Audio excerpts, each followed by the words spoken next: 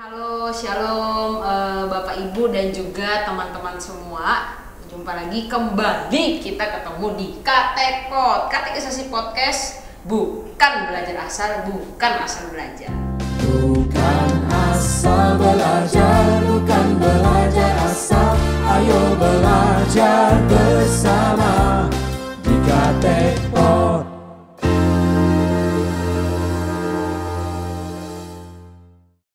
Hari ini kita bakal sama-sama membahas tentang pengajaran selanjutnya tentang Roh Kudus nih. Ini kan pasti semua udah semangat banget ya buat diurapi, dihinggapi, dihujani, dipenuhi sama Roh Kudus gitu ya. Jadi hari ini kita bakal kupas tuntas asik tentang Roh Kudus gitu, dan semoga bisa jadi apa ya, pegangan kita juga dalam menjalani hari-hari ke depan. Dan tentunya bukan aku yang ngomong tentang Roh Kudus ya, tapi orang yang sudah lebih dipenuhi sama Roh Kudus mungkin bisa jadi. Jadi kita hari ini kedatangan Ko Daniel Iskandar ya. Nah, nyapa dulu, mana kameranya dah. Nah, di situ kamera ya. Oke, nah jadi hari ini kita bakal ngobrol banyak tentang Roh Kudus sama Ko Onil gitu ya. Namanya sih Bapak Daniel Iskandar, tapi panggilnya Onil ya, Onil ya. Oke, itu waktu itu di opening, di pembukaan sesi pertama ya, di Katekpot pertama udah perkenalkan ya, udah bisa udah jadi host kan, udah kenal sendiri. Oke, jadi langsung aja Onil bicara soal Roh Kudus gitu ya. Roh Kudus itu mungkin pertanyaan paling dasar, paling simpel. Apa itu Roh Kudus kali ya? Mungkin harus dijelasin dulu Roh Kudus itu apa sih gitu. Iya, jadi Roh Kudus ini sebetulnya menurut saya pribadi yang paling kasihan sih dari Allah Tritunggal gitu. Karena banyak banget ditulis bahwa Roh Kudus itu adalah salah satu pribadi yang terlupakan gitu. Betul. Jadi kalau kita ngomong Tuhan Yesus, oh jelas gitu kan. Ya. Ngomong Allah Bapa surgawi, Tuhan Yesus juga sering sebut-sebut kan. Jadi kayak jelas gitu. Iya. Betul. Aku dan Bapa adalah satu gitu kan. Cuma Roh Kudus ini sering ketinggalan gitu loh. Jadi boleh dibilang salah satu pribadi Allah Tritunggal yang ketinggalan. Nah, tapi lebih tepatnya apa atau siapa gitu. Iya. Ya, jadi kalau misalnya apa itu kan kayak benda gitu, jeli-jeli. Iya. Itu kan apa. Tapi sebetulnya dia pribadi gitu. Jadi sebenarnya siapa gitu ya. Jadi siapa. Jadi pribadi itu punya karakter gitu. Jadi Roh Kudus ini adalah sebetulnya Tuhan sendiri. Gitu. Gak bisa dipisahin, dan itu Tuhan sendiri, dan itu pribadi Tuhan juga secara khusus. Tapi Tuhan yang ada di dalam orang-orang percaya, orang-orang Kristen gitu. Jadi Tuhan yang bekerja di dalam kita nih, orang-orang percaya gitu. Nah, itu Roh Kudus gitu. Jadi gini, Allah Bapa itu merencanakan dan memulai dari creation, merencanakan segala sesuatu. Nah, Allah Putra itu, Yesus itu menggenapi rencananya Bapa ya, lewat karya dia di dunia ini, karya kematian, salib dan kebangkitan gitu. Nah, Roh Kudus ini yang menyempurnakan dalam perjalanan kita ini, justru dia yang nemenin terus tuh. Karena kan Yesus sudah naik kan ya, dan sekarang yang ada hadir Tuhan itu bersama dengan kita. Immanuel itu adalah Roh Kudus. Nah, ini menarik sih. Ini hal yang perlu jadi perhatian, karena kita terlalu fokus sama Allah Bapa dan Tuhan Yesus gitu. Padahal sebenarnya yang di daily life kita ini ya Roh Kudus ini ya, dan Roh Kudus ini ya Allah itu sendiri. Nah, mungkin itu nggak ada apalagi nggak ayat atau apa bukti-buktinya dan sebagainya. Ada nih ayatnya gini, ngomong soal pribadi ya. Jadi ada orang yang bilang Roh Kudus itu rohnya Tuhan itu energi apa segala macam. Sebenarnya nggak salah sih. Karena Tuhan itu punya kuasa dan energi. Betul. Tapi pribadi loh, itu lebih ke arah pribadi. Jadi ada sosok yang bisa kita sembah, pribadi, dan dia berkomunikasi sama kita gitu. Jadi bukan kayak zat gitu atau apa gitu ya. Dia benar-benar pribadi Tuhan sendiri gitu. Nah, ini ayatnya nih, Yohanes 16 ayat 12 sampai 15. Saya bacakan ya. Iya. Masih banyak hal yang harus kukatakan kepadamu, tetapi sekarang kamu belum dapat menanggungnya. Tetapi apabila Ia datang, yaitu Roh kebenaran, Ia akan memimpin kamu ke dalam seluruh kebenaran. Sebab Ia tidak akan berkata-kata dari dirinya sendiri, tapi segala sesuatu yang didengarnya, itulah yang dikatakannya. Tentunya didengar dari Bapa ya. Dan Ia akan memberitakan padamu hal-hal yang akan datang. Ia akan memuliakan aku Aku tuh Yesus ya. Sebab Ia akan memberitakan kepadamu apa yang diterimanya daripadaku, dari Yesus itu sendiri. Segala sesuatu yang Bapa punya adalah aku punya. Sebab itu aku berkata, Roh Kudus ini akan memberitakan kepadamu apa yang diterimanya daripadaku. Nyatu banget ya. Iya. Yesus, Bapa, Roh Kudus itu kayak nggak bisa dipisahkan gitu. Cuman Roh Kudus ini adalah Roh Tuhan yang ada di dalam setiap orang percaya gitu. Nah ini jadi pribadi ya saudara-saudara. Jangan dibilang zat atau energi doang gitu. Iya.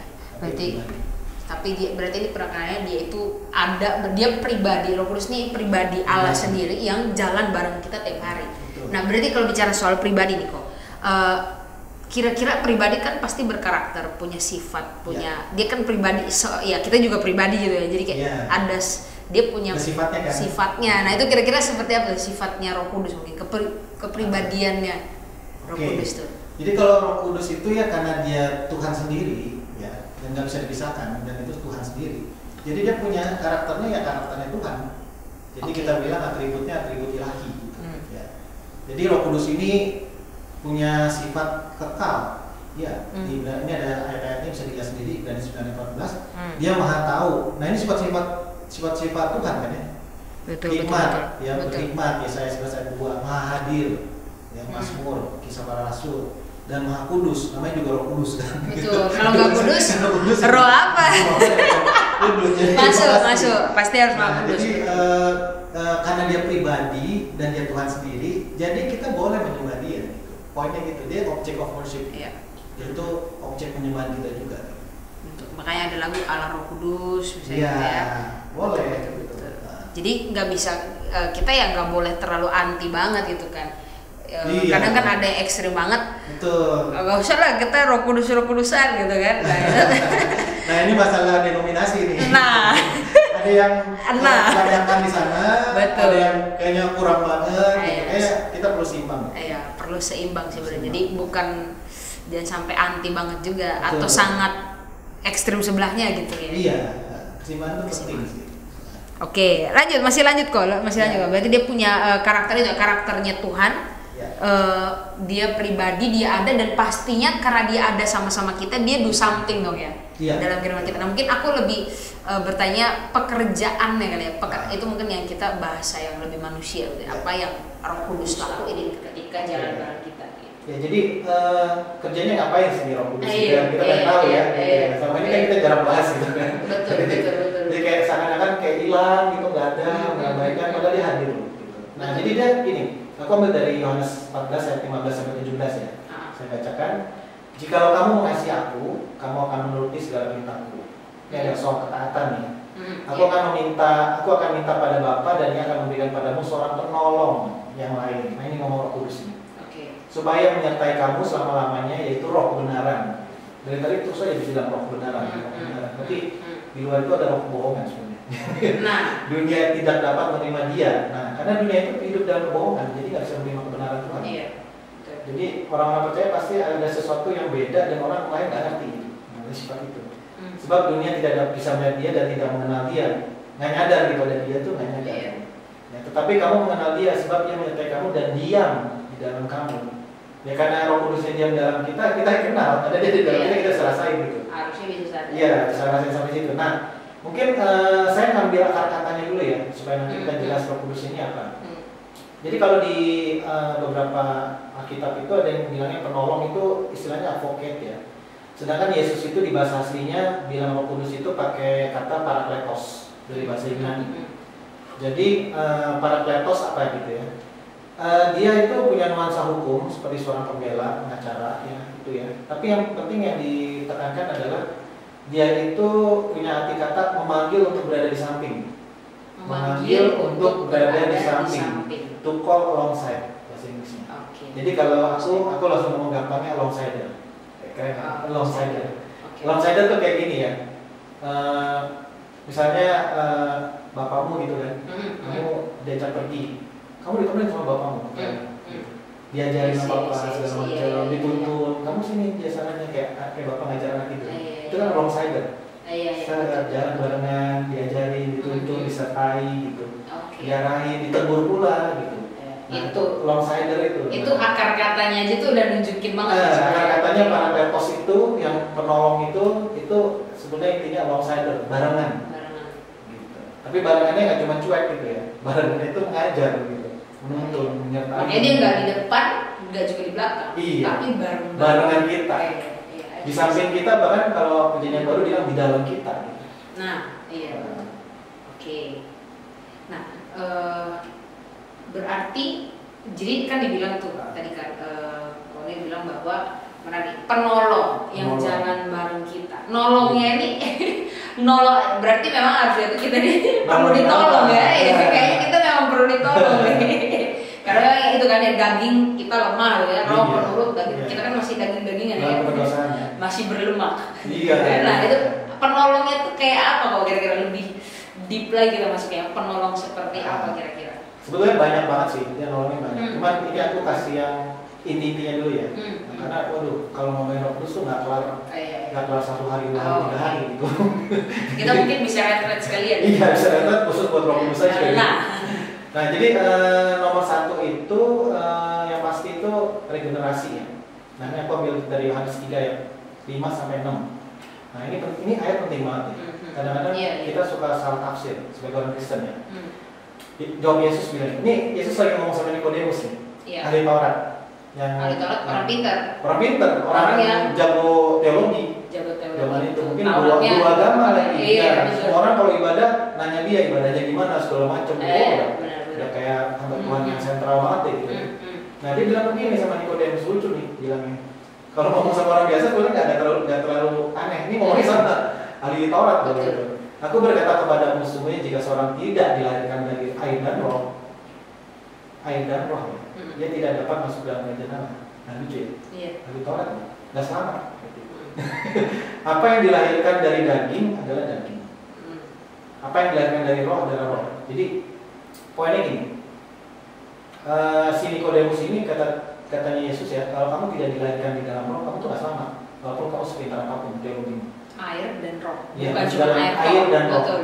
Nah, air dan roh itu nanti tafsirannya agak dalam sih. Ada yang bilang air itu baptis, tapi aku lebih ke arah air itu ngambil yang tafsiran itu air itu firman, dibasuh oleh firman dan Roh Kudus. Gitu. Nah itu lebih menurut saya lebih tepat gitu. Karena air itu kan lebih ke arah ritual kan. Betul. Tapi firman itu benar-benar pembasuhan hati dan Roh Kudus itu sebenarnya masuk dalam sentral jiwa kita kan. Gitu. Nah jadi kalau tidak dilahirkan di dalam firman, tidak dilahirkan di dalam roh, itu mau sepintar apapun kita nggak ikut dalam warga negara kerajaan surga. Udah sesederhana itu dia ngomongnya. Ya.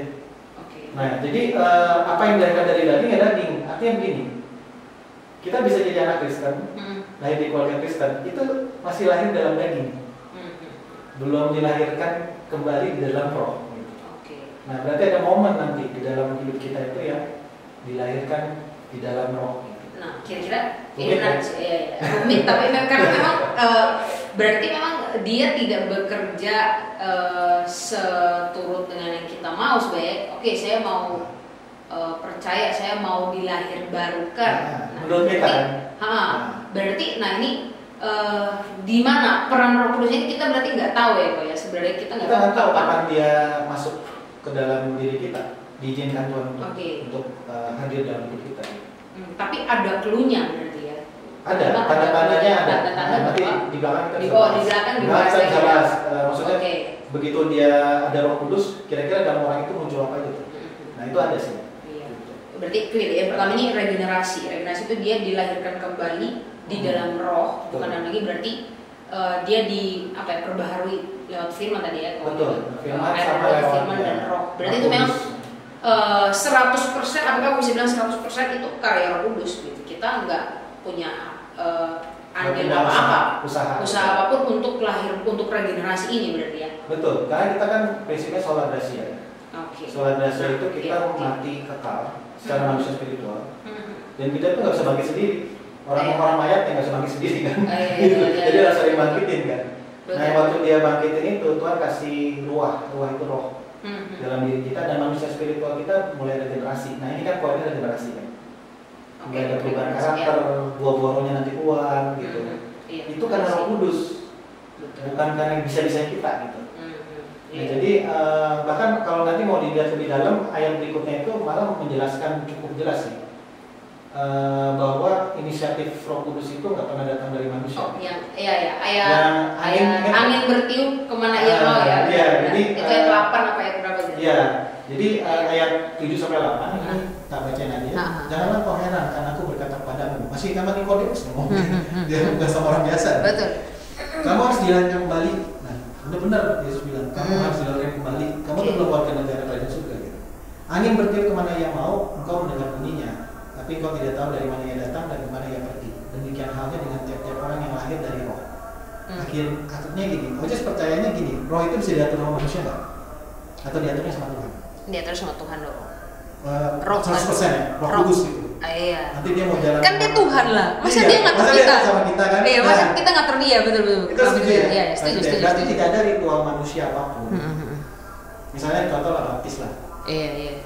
Baptis menyelamatkan nggak, Jess? Baptis apa dulu nih? Baptis anak CD. kecil. Nanti nih. Oh, baptis ini nih kita ini. Itu menyelamatkan nggak? Aku rasa enggak. Aku setuju sama kamu. Oh, setuju ya? Maaf ya Bapak Ibu.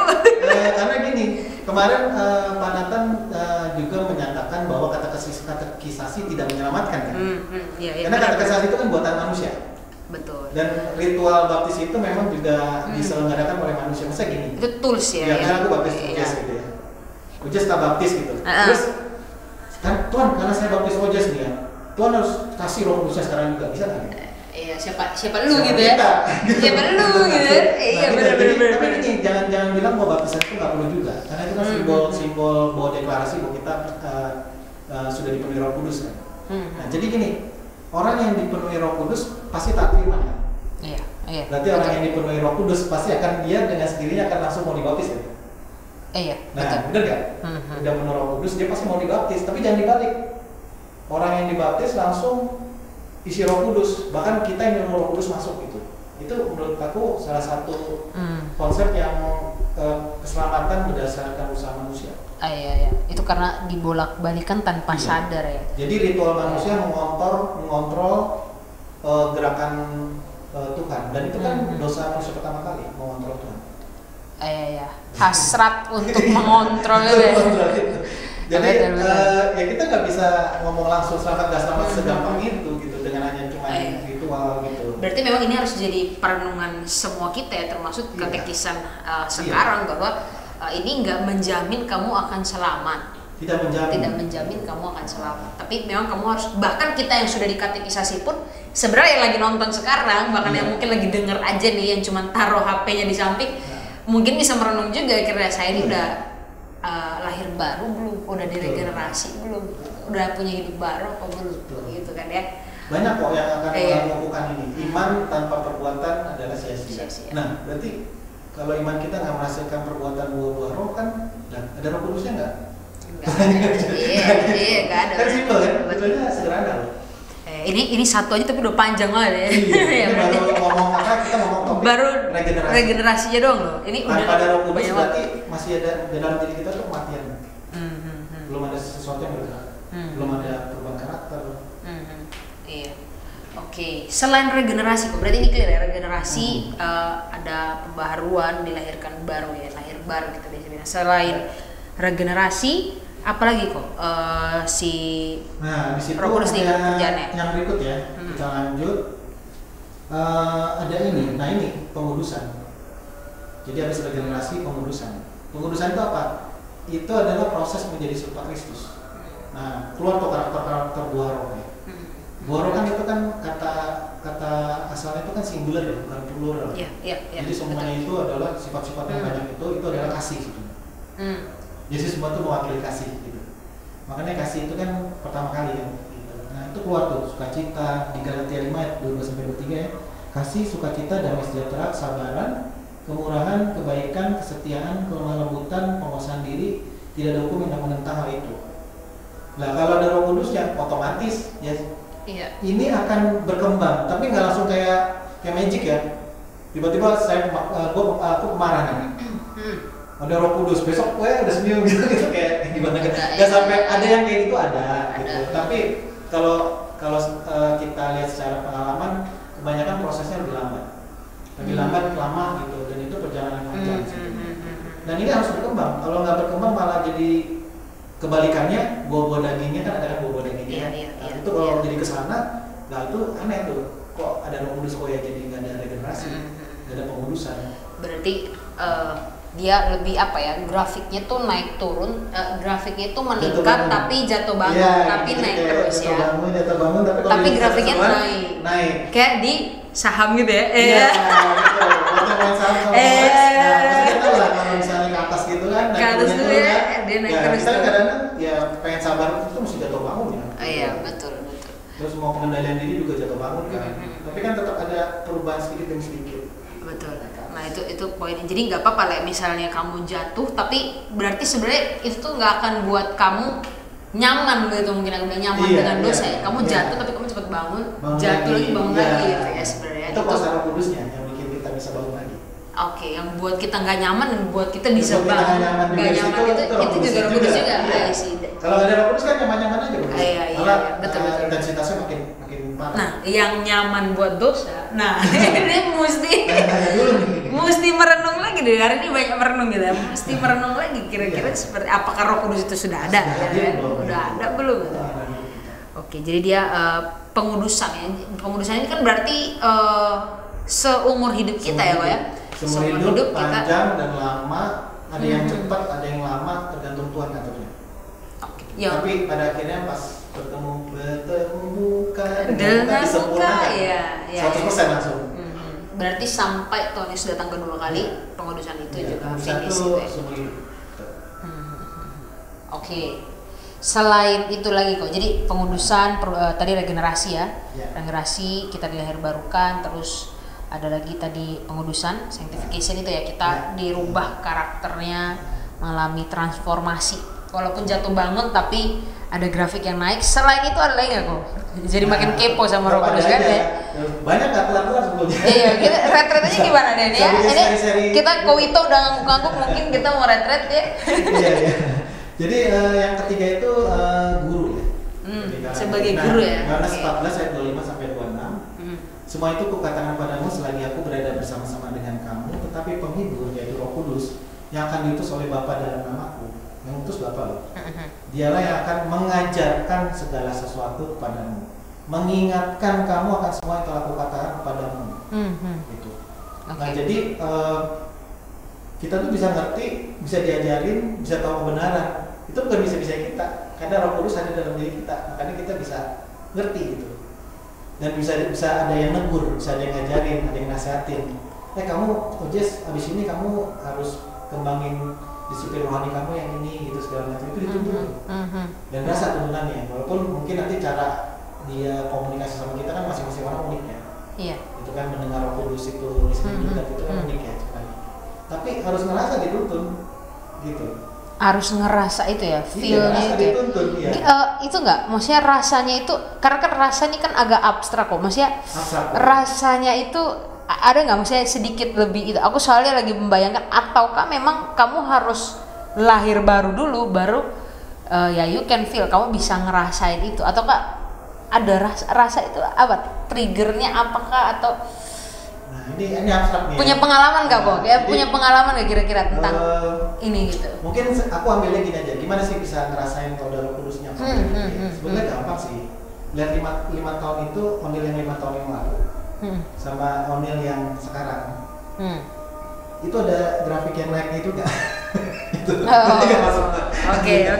Terus ada sesuatu yang gini, aku berasa ada sesuatu yang ini kan personal ya, jadi nanti jangan dijadiin satu patokan. Iya. Roh Kudus itu dan masing-masing orang beda-beda pengalamannya, betul. Cuma aku ngerasa kalau Roh Kudus hadir itu pasti ada tugas yang Tuhan suruh sama kita.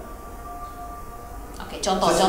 Sesuai dengan karunia nanti di belakang. Oh, nanti di belakang udah ngebet aja kuliah ya, oke. Nah, ya mungkin nanti lah. Singkatnya, aku ada karunia rohani mengajar sama membedakan ajaran. Gitu. Membedakan ajaran tuh discernment culture gitu. Discernment kalau misalnya dalam sebuah hubungan Kristen ada culture yang salah, tuh aku cepat lihatnya. Gitu. Cepat lihat orang juga kalau orangnya. Iya, jadi gitu ya. Bisa lihat yang mana yang truth, yang mana yang lies gitu, itu agak cepat aku. Oke. Discernmentnya. Aku gimana? Aku truth atau false? Jadi konseling Cuma kita. ini nanti kalau nggak ada Roh Kudusnya jadi bahaya. Oh, Karena iya, nanti jadi betul. penghakiman. Tapi kalau ada Roh Kudus kita jadi Iya, punya iya. kasih untuk mau bangun gereja, Iya, mau iya. bangun Kristus. Nah itu harus ada gitu-gitunya tuh, harus ada. Nanti ada dituntun Tuhan tuh, nanti dituntun Tuhan nanti kita belajar apa, ketemu orang mana gitu. Itu kayak, aduh kayak benar-benar tuntun ya. Pokoknya harus itu perlu dirasain sih gitu. Berarti kamu perlu deep dulu di deket. Iya, perlu di. Ada alongside-nya itu kamu jauh Ngerasain. tinggal gitu ya, Iya. jauh tinggal tapi jalan bareng Jangan gitu. diabaikan, karena dia itu Iya, iya, lagi iya, nuntun iya. kita gitu. Berarti bisa nggak bilang ya udah kamu ketika kamu nggak merasakan itu Nah, gitu ya, kamu minta aja gitu ya, boleh Minta. nggak aku bilang minta? Betul. Maksudnya karena kan kita minta nih yang kita pengen kan, maksudnya tapi padahal ini yang kita butuhin Aku banget kasih sebenarnya. yang dia minta ya. Makanya nih pas Oces bilang minta itu penting banget. Karena kan Roh Kudus gak bisa kita kontrol. Betul. Betul loh. Betul. Loh, kalau nggak bisa kita kontrol pakai ritual, datang nggak bisa. Mau bikin apa segala macam, mau bikin apa nggak bisa datang, Iya, maksudnya iya. semua nggak Tuhan Iya, gitu. iya, iya, Nggak betul, kontrol. betul. Berarti kan kita cuma bisa minta, Betul. gitu kan? Nah, Nah, makanya ada minta ayat itu ada ayatnya. Lukas 11 ayat 13. Hmm. Jadi jika kamu yang jahat tahu memberi pemberian yang baik pada anak-anakmu, apalagi Bapamu yang di surga, apa yang diberinya? Bapamu itu akan memberikan Roh Kudus kepada mereka yang meminta kepadanya. Nah. Jadi gini aplikasi praktisnya. Aku kan banyak bikin kelompok pemuritan. Gitu kan. Terus kita juga sama-sama bina remaja pemuda kan ya. Yes. Iya. Jadi nomor satu itu aku tuh nggak akan satu hal yang aku minta pertama kali adalah minta Roh Kudus hadir di dalam kehidupan mereka. Kenapa tahu nggak? Kenapa aku minta itu? Kenapa nggak bilang pelayanannya lancar Tuhan segala macam gitu supaya? Kenapa minta cuma itu? Karena Roh Kudus itu udah cukup kali ya. Karena tanpa Roh Kudus nggak ada apa-apa. Nggak ada regenerasi, nggak ada perubahan karakter. Betul. Kita masih apa ada ya? Iya. Betul. Loh kalau nggak minta, Betul. kita lagi ngerjain apa? Iya, betul. Jadi Roh Kudus itu empowering semua gitu. Community itu bisa berubah. Gak bisa loh strategi program kita itu merubah. Even orang. kita nggak di sini pun, ya udah ada Tetap Roh Kudus jalan. aja. Iya. Ya udah yang penting ada Roh Jalan Kudus terus kan gitu. Betul. Aku banyak kok udah ada murid-murid yang aku udah nggak kontak lagi karena kan pindah kan. Aku sekarang muridin di Pemuda kan sekarang. Iya. Pemuda IGSU. Iya. Temen gua ada yang muridku ada yang di Sumatera di mana gitu. Aku kan udah nggak deket mereka. Tapi Roh Kudusnya, wih jalan terus. Aku tinggal lihat mereka lagi ngembangin apa, Iya. dituntun apa gitu. Nah itu ada loh di dalam diri mereka. Nggak berhenti, walaupun aku udah nggak kontak. Iya. Nah ini penting banget ya. Jadi kita lihat Minta. itu kan rasa itu kok abstrak, semua ini kok mungkin abstrak kok, tapi ya ayo kita minta. Minta ya? Minta. Itu penting loh. Diminta ada ayatnya. Nah, itu udah berapa tuh kok tadi? Kita udah 3 Kita ya. udah regenerasi, Udah regenerasi, pengudusan sama guru. jadi guru ya. Roh Kudus itu seperti guru ya, membimbing. Nah, 2 lagi deh. 2 lagi ya. Ya udah, oke. Yang kompensasinya akan sedikit Tak kasih. berbobot. Yo, tak kasih ya biar kayak kuliah beneran gitu Iya, ya. iya. Tapi Oke. yang 2 ini mungkin dikit-dikit aja ya, singkat aja ya. Yang keempat keempat. ya. Keempat itu bersaksi, menjadi saksi. Oke. Nah, bercerita tentang Yesus dan Injil kepada sesama. Nah, itu Roh Kudus yang beraniin. Nah, kalau nggak ada Roh Kudusnya, nggak mau kita cerita Yesus sama Injil. Bahkan kita nggak ngalamin Yesus sama Injilnya dalam kehidupan kita kan. Iya. Mungkin bisa aja kita Kristen, tapi karena belum ada kehadiran Roh Kudus, kita nggak ngerasain karya Roh Kudus dalam hidup kita. Belum mau cerita apa. Jadi kan mau cerita malu kan. Iya. Jadi kayaknya kayak sesuatu yang jelek gitu. Misalnya Jessica punya produk gitu, produk terus Jessica pakai skincare misalnya, pakai skincare nggak? Pakai. Oke. Ayo, mau nikah. Monica harus pakai skincare. Nah, skincare itu bener-bener bikin kulitnya Oces kinclong gitu, Ah, oke. bagus gitu. Berarti kan merasa dapat benefit kan? Iya. Cerita nggak ke teman? Karena ngalamin. Pasti akan cerita sih, kan? pasti akan Otomatis kan cerita seru kan? sih. Skincare gue yang Ya, lumayan. Apalagi kan Nah, pembahasannya pasti kan iya. bakal nyerempet kan. Nah, kalau kita ngerasain bahwa Yesus sama Injil itu dalam karya Roh Kudus itu merubah hidup kita, ada hal-hal karakter kita dirubah gitu, itu kita excited banget sampai harus cerita sih. Nah, mungkin nggak cerita. Dan itu waktu kita cerita ke orang lain, itu juga karya Roh Kudus. Gitu. Oke, berarti memampukan kita untuk bersaksi. Betul. Nah, Yohanes 15 ini aku jadi 26 sampai 27. Dia akan bersaksi tentang aku. Tentang Yesus. Iya. Cuman maksudnya aku tuh mikir gini, karena kan kebiasaan bukan cuma di GKI Sulung sih, aku maksudnya melihat hampir di semua gereja yang mainstream ya, yang mainstream. Bukan yang beda rumput atau beda ini ya. Lebih apa ya? Lebih mereka tahu mereka punya pengalaman sama Tuhan gitu ya. Tapi mereka malu gitu kan. Mereka kayak aduh jangan aku lah, nggak tahu lah. Nah itu tuh kira-kira gimana kok maksudnya melihat fenomena ini? Maksudnya kan kita nggak bisa judging juga kan kalau lu nggak punya Roh Kudus, Roh Kudus nggak ini nih, atau seperti apa kira-kira lihat fenomena ini ya? Jadi aku tahu mereka tuh punya nih pengalaman itu kayak, janganlah aku udahlah janganlah gitu. Nah itu gimana? Jadi itu kemungkinannya bisa dua sih. Kalau menurut aku pertama pengalaman dia dengan Tuhannya belum sampai excited banget sampai dia masih malu cerita. Itu satu. Karena kenapa? Kalau kita nonton film bagus banget pasti cerita dong. Tapi kalau filmnya biasa-biasa aja ya kayak malas juga cerita nonton. Gitu. kayak maksudnya excitement pengalaman bersamanya sama Roh Kudusnya itu. Nah itu kalau udah dapat banget itu otomatis cerita sih. Nah kedua ini ada masalah teknisnya. Kemungkinan kita nggak di-equip untuk bisa cerita, karena cerita itu kan kita nggak bisa langsung otomatis kan. Jadi jangan dipikir kayak penginjilan itu ya. Aku nggak melihat bersaksi itu sebagai sebuah penginjilan yang harus frontal. Misalnya kamu masuk surga apa enggak itu frontal kan. Tapi maksudku itu nggak apa-apa. Cuman bukan itu maksudku. Bersaksi itu adalah bagaimana kehidupanmu itu kelihatan beda. Benar-benar kelihatan kasihnya. Entah di kantor itu di rumah atau di mana, sampai orang-orang nanya, lu kenapa kok bisa? Kamu kenapa kok bisa begitu? Kamu bisa sedemikian berkorban ya sama buat teman kamu gitu. Nah itu udah bersaksi tuh, itu udah perbuatan gitu, lebih soft jadinya. Kita kerja, kita rubah budaya di suasana di kantor kita, tadinya terlalu saklek, otoriter, semua ketakutan. Terus waktu kita mimpin, kita rubah jadi budayanya asik, kekeluargaan. Terus di dalam situ ada orang-orang yang non-Kristen gitu. Terus dia bisa lihat kok mimpinnya beda. Menurut gue gitu, saksinya lebih ke arah nunjukin kehidupan bahwa, kita gitu ya. Nunjukin culture budaya kita, perilaku kita, perkataan kita. Nah, sampai orang heran. Jadi bersaksi nggak harus lu ngomong gitu ya. Kamu harus ngomong di depan, saya mau bersaksi gitu ya. Tuhan baik gini-gini bisa juga sih. Orang tua kan kalau cerita-cerita di meja makan bersaksi nggak? Bersaksi. Harusnya bersaksi ya. Tentang Tuhan kejadian apa dalam hidup dia ya. Kan sederhana. Betul. Keseharian banget gitu. Jadi jangan dilihat sebagai kayak misionaris ya. Jadi terlalu jauh, walaupun itu pun nggak apa-apa kalau yang terpanggil. Jadi bersaksi itu bukan cuma secara frontal, tapi juga kita bisa lewat keseharian kita, perilaku kita. Nah, nextnya kok, ini udah 4 ya tadi ya berarti ya? Iya. Udah 4, ini yang kelima, terakhir ya? Untuk terakhir, tapi bukan yang terakhir dari Roh Kudus ya, terakhir dari aku ya. Siap. Nanti mungkin Jumat pas di Zoom kita bisa bahas lebih banyak juga lebih dalam. Yang berikut itu pertobatan. Jadi sadar dosa, sadar kebenaran, jadi tahu yang mana bohong, mana benar. Kita bisa lihat hati kita tuh, bisa kayak jelas gitu. Terus sadar penghakiman, bahwa ada penghakiman dalam dunia ini loh. Dalam dosa-dosa kita. Terus dan percaya gitu. Percaya sama Kristus, ada Kristus, Injil, percaya sama Injil. Nah jadi Yohanes 16 ayat 7 sampai 11 mungkin saya ambil yang di tengah-tengah itu ya, aku akan mengutus dia padamu dan kalau ia datang ia akan menginsafkan, ya kan? Insaf kan? Jadi kayak kalau nggak ada Roh Kudus kita nggak sadar tuh, nggak ada insaf-insafnya. Iya. Kebenaran akan dosa, kebenaran dan penghakiman. Akan dosa karena mereka tetap tidak percaya padaku. Akan kebenaran karena aku pergi kepada Bapa dan kamu tidak melihat aku lagi. Akan penghakiman karena penguasa dunia ini telah dihukum. Jadi ketiga ini akan jelas kalau ada Roh Kudus.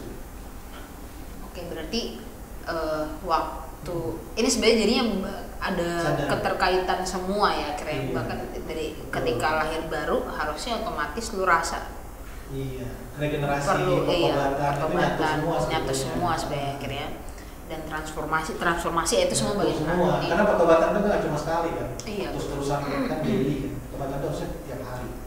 Iya betul. Karena kita nggak sekaligus satu hari lu ngelakuin semua dosa-dosa lu gitu ya. Nah kenapa kita bertobatnya cuma di hari Minggu doang? Karena kita nggak lihat dosa yang di Senin sama Sabtu. Senin sama Sabtu sibuk Pak, sibuk. Oh, sibuk. Sibuk, Iya. gitu, Sama sibuk sibuk jadi. atau wajahnya nggak kelihatan. Nah.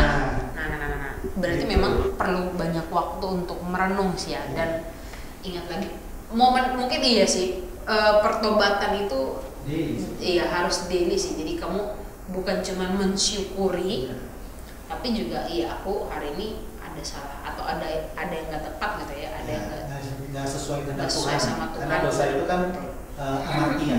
Amartia itu meleset dari sasaran. Meleset dari sasaran. Itu kata kuncinya dosa. Jadi Betul. meleset dari sasaran apa? Meleset dari maunya Tuhan. Betul. Nggak on target ya. Iya, itu nggak on target. perlu kita renungkan setiap hari Iya. gitu ya, supaya kita bisa ditransformasi terus. Betul. Jadi transformasi bukan hari Minggu doang ya. Iya. Bahkan ada yang hari Minggu pun dengar khotbahnya bagus ya, tapi abis itu ya kita nggak tahu dia bertobat dan Iya. Sebenarnya berubah. ibadah minggu itu konsepnya adalah pengakuan dosa, pengutusan dan lain itu adalah sebetulnya sesuatu yang akan muter di Senin sampai Minggu lagi. Jadi jangan dianggap bahwa itu satu one time aja sekali. Tapi itu sebuah yang sifatnya siklik gitu. Iya. Makanya kenapa itu ditanam di Minggu supaya dari Senin sampai Minggu lagi itu pengakuan dosa itu gitu. Maksudnya ibadah itu. Iya. Oke, nah itu ini jadi perenungan lagi. Banyak merenung gitu ya. Roh Kudus hadir jadi banyak merenung gitu. Merenung kita. Nah, oke, berarti udah 5 Sudah 5. itu 5 itu ya. Berarti tapi ada lagi nggak kira-kira ada lagi kira-kira tipis-tipis lah, kasih sedikit-sedikit kasih sedikit ya, kita bacain aja ya nanti. Ini sebetulnya lebih ada yang tersurat, ada yang tersirat ya. Okay. Tapi kira-kira gini, kerjaan Roh Kudus itu selain 5 itu ada membuat kita bisa merasakan menyatu sama Yesus. Makin mirip dia, makin nyatu, abiding baik. Itu Roh Kudus yang bikin kita merasa bisa nyatu sama Yesus. Okay. Mimpin kita pada kebenaran ya. Jadi bisa nyuci kebohongannya, kita mengkonsumsi kebenaran itu melalui firman dan melalui kehidupan kita. Okay. Menolong kita menyembah Tuhan. Tanpa Roh Kudus kita nggak bisa menyembah Tuhan. Cuman kayak action aja. Nah, cuman action aja. Cuma action aja. Buat dikasih lihat orang mungkin. Iya. Tapi sebenarnya hatinya mau kasih lihat bahwa aku lagi nyembah nih gitu. Bukan lagi benar-benar ke atas. Itu jadi yang bisa benar-benar ke atas itu Roh Kudus gitu. Nah, minta berarti. Lagi-lagi minta. minta. Iya, nggak bisa dikontrol. Yang liturgos. Ya, minta. Nah. Iya, benar. Mintalah untuk ya nanti dipenuhi oleh Roh Kudus. Waktu itu panjang sih kalau nanti ngomong pertemuan dosa lah ya. Iya. Oke. Yuk nanti bisa di next lagi mungkin di next podcast. Sambil traktir kopi. Ya, sambil traktir kopi. Oh, ada kode di sini ya. Selain itu lagi kok, selain itu. Menerangi pikiran saat mempelajari Alkitab. Nah ini penting nih ya. Alkitab itu kan buku kan, ya kan. Ada tuh ya bukunya Alkitab kan. Di situ ada nih. Nah ini nih. Ini kan Alkitab nih. Jadi orang yang punya kehadiran Roh Kudus dalam hidupnya sama yang enggak punya Roh Kudus dalam hidupnya itu baca Alkitabnya beda. Yang satu bisa ngerti banget, bahkan bisa ngertinya sampai dalam sampai hal-hal yang esensial di sini itu bisa ngerti sendiri. Gak tau gimana jadi gampang kita. Tapi orang yang gak ada kehadiran Roh Kudus dia nggak bisa ngerti itu, walaupun bacanya sama-sama dari gereja. Jadi ada pencerahan waktu kita mempelajari Alkitab, menerangi pikiran saat kita mempelajari Alkitab. Terus memotivasi kita untuk melakukan tindakan tentunya yang berhubungan dengan apa yang Tuhan suruh ya. Iya. Oke. Membangun tubuh Kristus macam-macam. Jadi ada komunikasi tuh, ada listening gitu. Memberi kita kata-kata yang tepat untuk kita bagikan iman kita sama orang lain. Ya.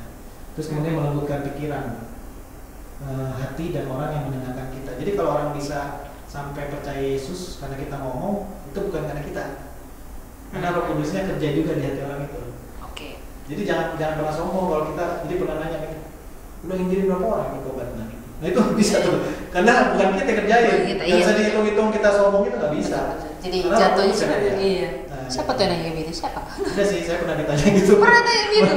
Ada. Sesama lah, ada Sama sesama. Mahasiswa teologi lah pernah. Oh iya ya. Itu jadi aware juga ya. Iya, Gitu ya. aware juga. Duh, kok jadi dibanding-bandingin? Padahal itu kan karya Roh Kudus, bukan karya kita. Betul. Kita kan cuma kayak dipakai aja, jadi alat doang, numpang lewat loh. Betul. Iya. Oke. Kalau Itu jadi skor gitu. jadi main siapa yang ranking siapa yang 1 iya, siapa yang kerja Roh Kudus kok yang narik skornya kita. Iya. Kan lucu. Nah itu jadi perenungan lagi. Jadi ini ada banyak tadi pekerjaan Roh Kudus ya tadi ya. Banyak. Nah ini kita udah tahu tadi dari awal kita bahas apa tuh, Roh Kudus itu seperti apa, dia alongside gitu kan, siapa dia, terus dia itu tentang pekerjaan Roh Kudus, pekerjaan dia kita. Iya. Dan sekarang, nah boleh nggak kalau misalnya kalau lihat contekan, boleh nggak kalau kita ini lagi nih soal hal yang cukup banyak, cukup sering gitu, jarang tapi masih mungkin hot dan ya orang masih cukup kadang agak anti juga gitu ya, atau terlupakan juga bisa jadi, itu soal karunia roh gitu ya. Nah itu dia. Nah ini gimana kok untuk mungkin kita perlu bahas sedikit lebih dalam mungkin tentang karunia roh gitu. Kita tahu seperti apa, siapa Roh Kudus ini. Kita perlu lihat karunia apa, karunia itu seperti apa sih, dan dia kasih karunia itu apa sih gitu. Gimana kok? Nah jadi karunia Roh Kudus itu tak kasih lihat aja ya ini ya. Boleh. Nah ini banyak nih.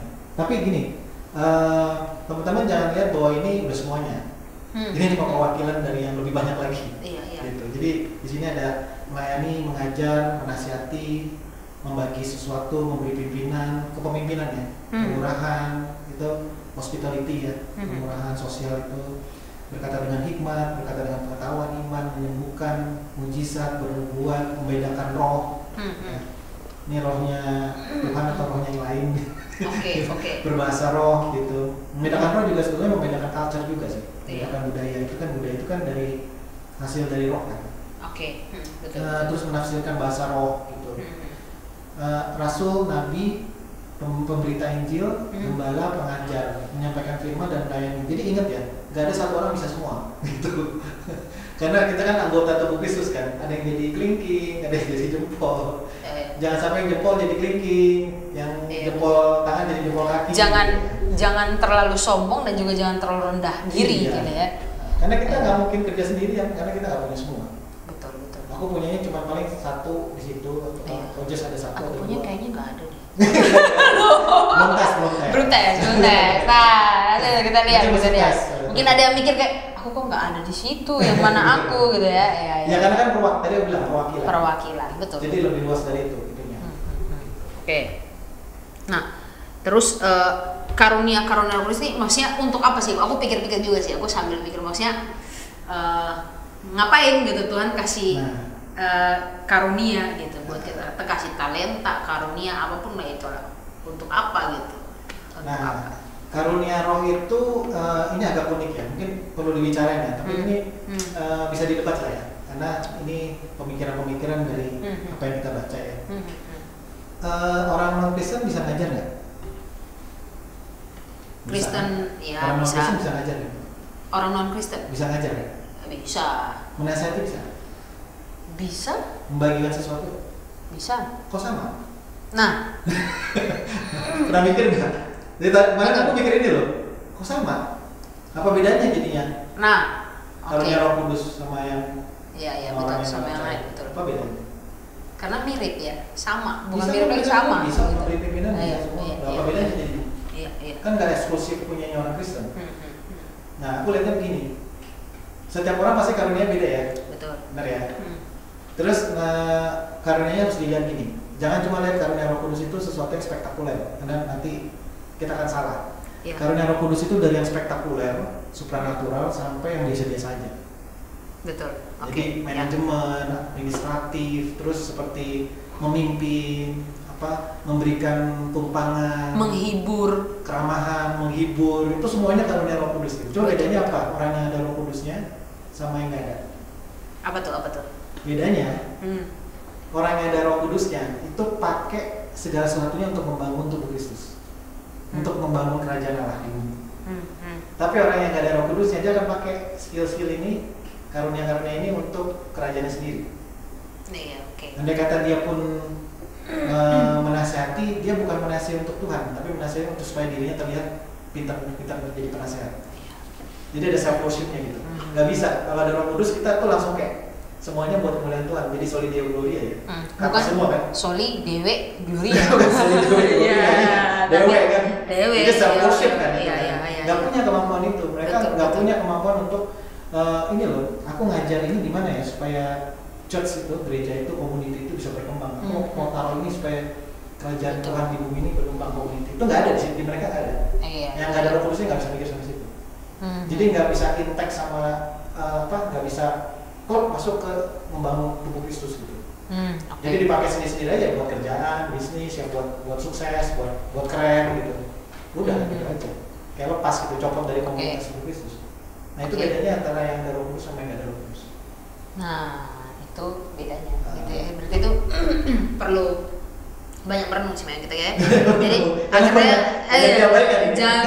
banyak ya oke, aku punya karunia ini. Ya udah berarti udah selesai ya, udah aku tahu tapi tahu nggak karunia kita? Jangan belum tahu. Tahu nggak itu untuk apa gitu. Tahu nggak itu udah masalah kalau kita nggak tahu. Berarti kita pelayanan kerja pakai karunia yang ada nggak? Jangan beda. Jangan itu juga mempengaruhi kita jadi capek. Nggak bisa excellence juga. Nggak bisa efektif. Bisa sih bisa. Kamu kan kuliah di sini nih misalnya. Oh saya dulu kuliah di sini, jadi ya pasti saya masuk di sini lah. Tapi nggak advance karena bukan karunianya. Nggak bisa excellence maksudnya. Iya, maksudnya nggak bisa. Ya bisa do something tapi nggak bisa. Iya terbatas kita. Iya, nah itu jadi perenungan juga sih. Sehingga cuma berarti apa ya, karena ini akhirnya aku jadi terpikir, tadi kita udah sempat ngobrol-ngobrol sebelum kita podcast gitu ya, akhirnya akan sampai berpertanyaan ini juga. Tadi gue mikir paling nggak nyampe, tapi akhirnya akan nyampe juga. Makanya gimana nih, ada nggak solusi praktisnya nih untuk oke, berdoa pasti, minta pasti, cuman ada nggak misalnya nih aku kerja di accounting, tapi ternyata setelah dites nih aku baru tahu nih, terus aku langsung cepet-cepet kontak ke Onil nih, aku mau tes karunia gini. Ternyata karunia aku tuh bukan di accounting kan berarti udah lu sama angka-angka lu sama laptop gitu kan ya. Tapi ternyata karunia aku ini, misalnya aku lihat di sini salah satu misalnya, ternyata aku ini mengajar. Nah itu tuh terus ditanya capek nggak? Ya capek, ya namanya semua kerjaan kan capek tuh. Tapi karena nggak cocok sama karunia makin capek. Makin capek. Nah itu kira-kira kok gimana? Apakah dia harus? Ini ketika ada case ya. Jadi maksudnya biar teman-teman bapak ibu di rumah pun ketika biar relate gitu. Kalau misalnya dalam case seperti itu, nah kira-kira seperti apa? Apakah aku harus ya udah aku lepas, aku cari yang lain dengan tanpa bekal loh ini loh, karena dulu kuliahnya accounting nih, jadi aku sekarang kerjanya accounting, ternyata aku ngajar. Nah itu kira-kira gimana kok? Gini ya, mungkin kita tambahin aja ya, 2 ya, karunia kadang-kadang nggak cuma 1. Misalnya mengajar sama seni, komunikasi lewat seni, itu juga karunia. Oke, nah itu ada tugas karunia. Jadi dia punya ngajar seni.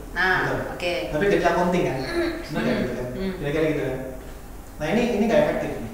Karena pertama kerjanya nggak sesuai karunia, mungkin ketidaktahuan kita tentang karunia kita bisa. Atau kedua biasanya kebanyakan yang aku tanyain ya pemuda ya kan, itu kerja itu karena faktor uang. Jadi bukan karena faktor karunia, itu jadi masalah gitu. Kenapa? Karena kalau uang sukses itu yang dikejar supaya kelihatan di masyarakat aku sukses. Tapi kerjanya jadi masuk ke profesi-profesi yang populer aja gitu, kayak dokter, pengacara. Ini kemarin aku khotbah di pemuda soalnya. Karena kita keberdosaan, kita jadi meninggikan sebuah profesi di atas profesi yang lain. Emang jadi dokter sama jadi satpam lebih terhormat mana di mata Tuhan? Sama. Kalau kita bisa lihat beda, kan dosa. Gitu. Nah jadi gitu, jangan kita kerja itu berdasarkan mana yang lebih menghasilkan uang. Itu masalah pertama soalnya. Akhirnya kita accounting aja, kan accounting nanti ngaudit nanti gajinya gede kan gitu. Udah deh, akhirnya kita nggak punya kepuasan batiniah karena kita kerja di suatu bidang yang bukan karunia kita. Kitanya bermasalah kan. Terus kita di situnya nggak bisa excellence karena bukan karunia kita kok. Kita ngajar seni kok jadi accounting kan bukan karunia kita, jadi nggak bisa excellence kan. Nah tujuan karunia kan supaya jadi misi Allah kan, supaya orang lain lihat Tuhan kan. Supaya orang lain makin mirip Tuhan kan. Gitu. Waktu kita nggak bisa excellence karena karunia nggak di situ, ya kita nggak bisa jadi berkat dong otomatis. Betul. Udah terhambat untuk jadi berkat. Ini belum ngomong soal merubah culture di kantor atau segala macam ya, soal etika kerja ya. Ini baru excellence aja nggak dapat gitu. Gitu, jadi kayak biasa aja gitu. Nah, udah gitu, jadi kita mesti benar-benar tahu dulu sih karunianya apa. Terus ambil pekerjaan dan pelayanan yang stick sama karunia kita dengan berani. terlepas dari konsekuensi apakah itu ada uangnya atau enggak. Nah, ini langkah yang Langkah yang orang pasti harus kayak berani. tapi ya harus Betul. Kalau ngajar sama seni. Nah, bagaimana kita bisa mengajar seni yang di dalamnya itu ada firman kebenaran Tuhan? Itu. Nah, pikirin deh. Iya. Nah, itu butuh satu sesi lagi, satu retret lagi. Kalau nggak bisa minta. Kalau nggak bisa, minta Roh Kudus kasih tuntunan dan Iya. dipenuhi oleh Roh Kudus. Benar, Gitu kan? langsung Karena Roh Kudus akan ya. kasih tahu tuh. Tapi Betul. masalah kita nggak pernah minta begini, Tuhan tolong dong pekerjaanku, minta tolong dong Roh Kudus pekerjaanku supaya digabungkan dengan Injil. Pernah nggak kita minta itu? Iya. Nggak pernah. Nggak pernah. Kita kerja buat sukses. Gimana coba minta aja nggak pernah? Nah, ini berarti makin menarik sih. Jadinya sebegitu penting ya, maksudnya kita melihatnya lebih utuh ya. Iya, Roh Kudusnya. Roh Kudusnya bukan hanya kita pribadi nih ya, bukan cuma kita pribadi, tapi kita dengan dunia ini seperti apa ya. Bicara soal panggilan juga. Betul. Soal panggilan kita. Gitu. Jadi jempol jadi jempol, dan jempol jadi jempol kaki, jempol tangan. Iya, betul. Dan dibalik-balik ya. Oke. Nah, ini jadi sebenarnya cukup ini ya. Berarti langkah tadi clear ya, kalau ada contoh case seperti itu ya berani nggak kamu ambil langkah itu ya untuk Iya, ya wes, aku mundur, aku ke tempat X misalnya untuk ngajar misalnya, atau untuk cari tahu dan gumulin, seorang bilangnya gumulin, doain gitu ya, baik-baik. Jadi ini buat yang di rumah mungkin yang nggak tahu atau mungkin sedang capek sekali. Iya, karena lagi bekerja tidak sesuai. Tapi jangan jadi alasan ini, jangan jadi alasan. Capek batin itu apa? Beda sih. Aku bisa ngerti. Kepuasannya kayak ya udah, ya kayak ya. Tapi kayak lu udah tinggi nih, udah berhasil, tapi kayak ada yang hilang ya. Nah itu perlu didoakan dan benar-benar kita tanya Tuhan lagi sih. Nah itu yang tadi ada yang hilang itu, nggak sampai kepuasan yang dalam. Karena satu nggak sesuai karunia, kedua kita kerjanya itu nggak ada hubungannya sama misi Allah. Iya. Nah udah tuh, dua itu udah langsung kayak ada kosong. Iya. Kepuasan yang dalam tuh jangan dipikir kesuksesan dan sebagainya. Bukan. Even kamu udah sukses pun kamu tetap Kosong. Iya. Kosong itu Iya. even kamu juga Buat apa ya? Iya, Gitu. kayak, Karena kan nggak ada hubungannya sama misinya kerajaan surga. kayak udah sukses ya udah Mau ngapain lagi? pegang apa perusahaan, pegang apa ya, pegang aset, Terus ngapain lagi? pegang iPhone, iPad misalnya, ya Terus ngapain? ya udah terus apa gitu loh. Itu rasanya itu sebenarnya. Jadi kosong. rasa yang dalam itu, kepuasan yang dalam, nah itu biar jadi perenungannya Bapak Ibu, teman-teman semua deh ya pokoknya hari. Nah, kira-kira ini udah cukup lama, udah cukup banyak aku rasa gitu ya, dan mungkin kalau yang dengernya semoga tidak lelah-lelah mendengar kita. Iya, jangan tidurnya Bapak Ibu kalau nggak dengar ulang dari awal. Gitu. Nah, kita sampai di akhirnya nih, Bu. Kira-kira ada kesimpulan apa, atau aku biasanya kalau begini aku suka bilangnya closing statement. Nah, Closing statement apa yang mau Nila sampaikan tentang katekisasi kita hari ini soal Roh Kudus? Silakan, Bu. ya aku closing statementnya itu, sorry, tadi suka keceplosan gua dulu itu karena aku orang Jakarta ya. Jadi Iya, tahu aku juga gitu ya. jadi gua dulu tadi akhirnya tanpa sadar, nggak apa-apa lah. Ini namanya katepon. Iya, berasa inilah kita kayak Jadi nggak formal. iya kayak siapa, silakan. Oke, Apa Bu? jadi aku closing statementnya pakai paintings, pakai lukisan. Bah, mantap ini. Nanti nggak lukisannya ada yang hitamin. Ya jadi itu bagiannya. Aku pikir ini Ini lukisan. layarnya rusak. Memang saya ditomin karena itu kan nudity ya, jadi aku Iya, hitamin iya, sedikit. iya, oke. Ini lukisan Michelangelo, judulnya The Creation of Adam. Itu ada di Sistine Chapel di gereja di Roma, itu di langit-langit adanya. Besarnya itu 500 meter persegi. Nah, ini aku mau cerita tafsiran dari lukisan ini. Jadi perhatiin nggak, tangannya Tuhan, ya ini kan sebelah kanan Tuhan, sebelah kiri itu manusia. Iya.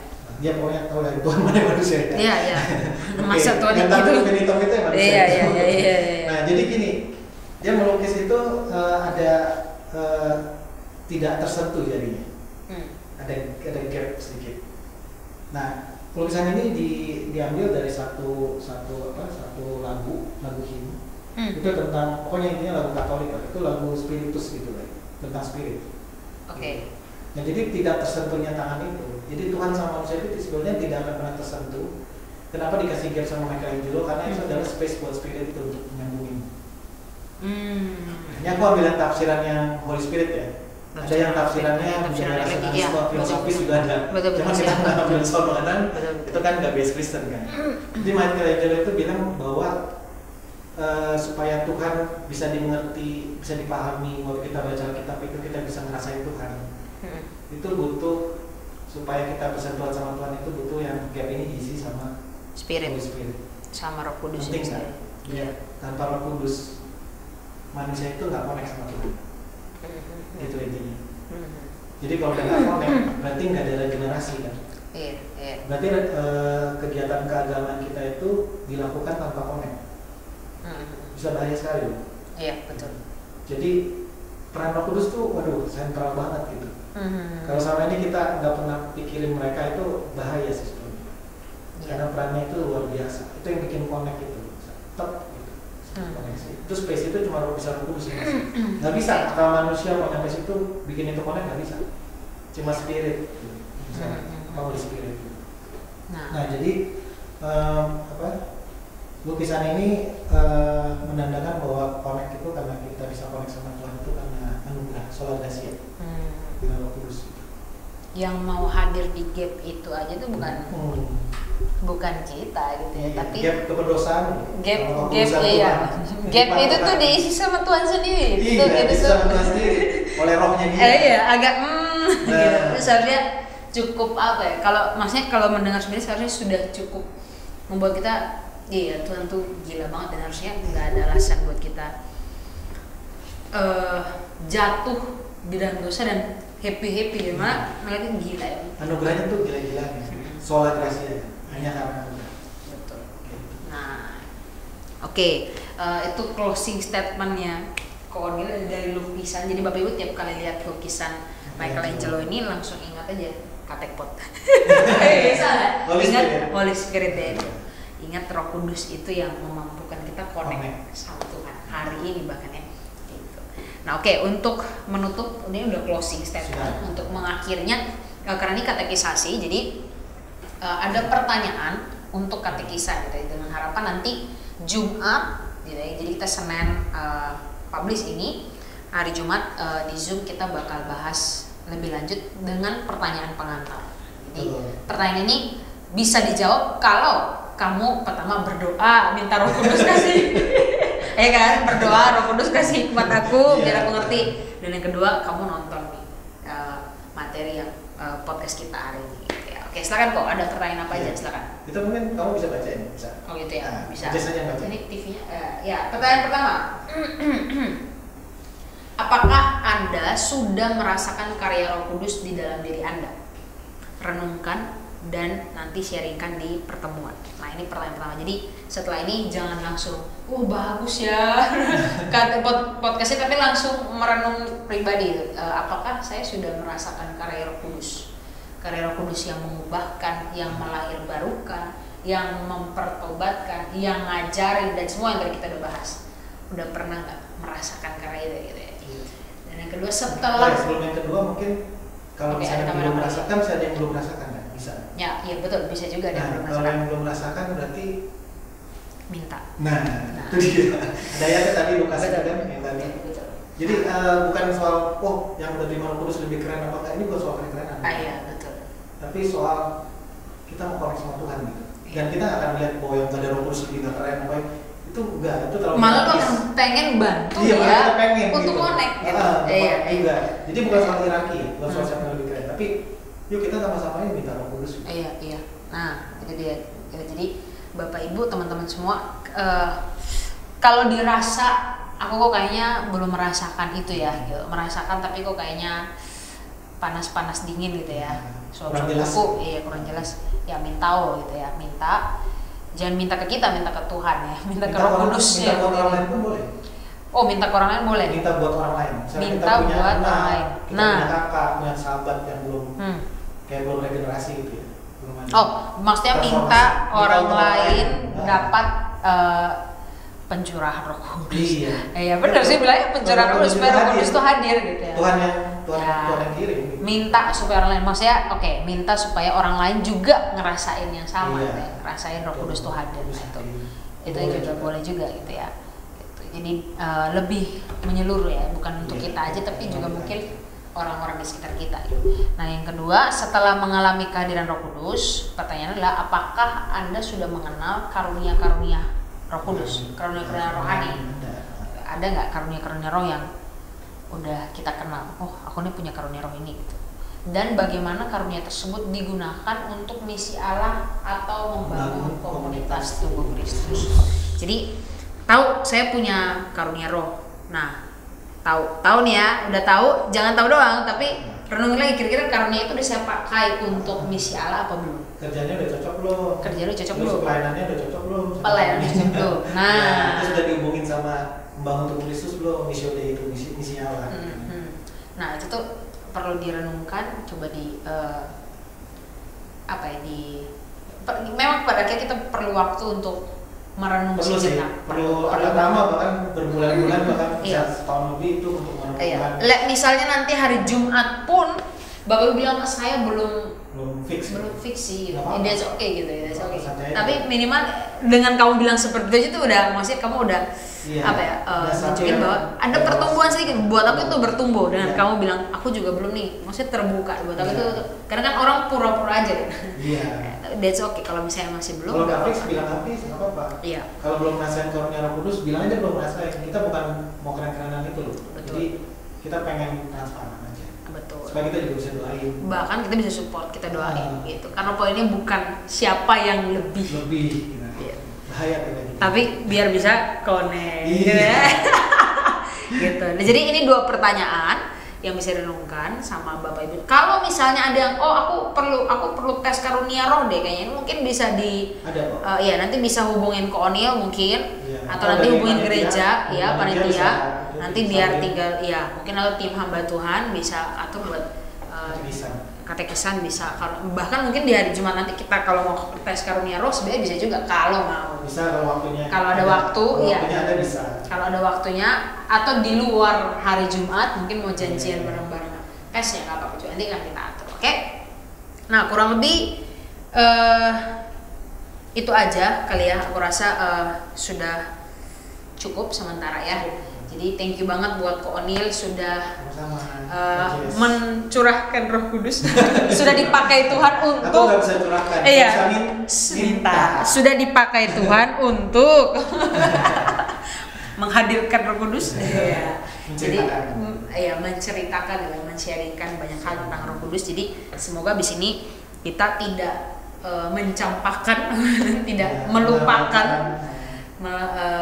Tapi kita bisa terus bersyukur dan terus berusaha untuk hidup bersama dengan Roh Kudus longsider bareng-bareng sama berdampingan. Oke, jadi demikian Katekpot kita hari ini. Semoga Bapak Ibu, teman-teman semua, siapapun yang dengar bisa terberkati dan semakin connect sama Tuhan. Oke, akhir kata saya Jessica dan O'Neil pamit dulu. Oke, Tuhan berkati. Dadah.